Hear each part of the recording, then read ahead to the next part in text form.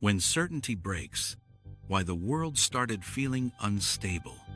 There was a time when illness had a shape. You got sick. You recovered. Life continued. Then something changed. Not just in the world, but in how people experienced reality. Suddenly, information arrived faster than understanding. Numbers changed daily. Rules shifted. Experts disagreed. What felt safe one week felt dangerous the next. And for the first time in modern life, many people realized something deeply unsettling. No one was fully in control. That realization didn't come from the virus itself. It came from watching how quickly certainty collapsed. People expect science to speak in absolutes, but science doesn't work that way. It updates, it corrects, it evolves. And while that is its strength, to the human mind it can feel like instability. When guidance changes, trust cracks. When explanations shift, doubt grows. Not because the science is wrong, but because the human brain craves final answers. And when those answers don't come, something else fills the gap. Fear doesn't arrive loudly. It slips in quietly, disguised as curiosity. Why are cases rising again? Why do some people get sick and others don't? Why does this feel like it never really ended? These questions aren't dangerous by themselves. What makes them powerful is the emotional vacuum they fall into. The more uncertain the world feels, the more the mind searches for patterns. And when patterns are unclear, the brain begins to create its own. This is where unease begins.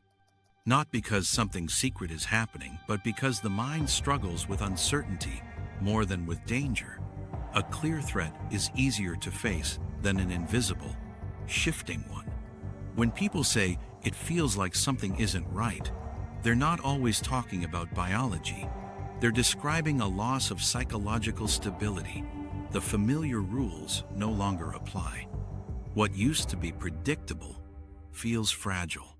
And when predictability disappears, trust erodes in systems, in information, and eventually in perception itself.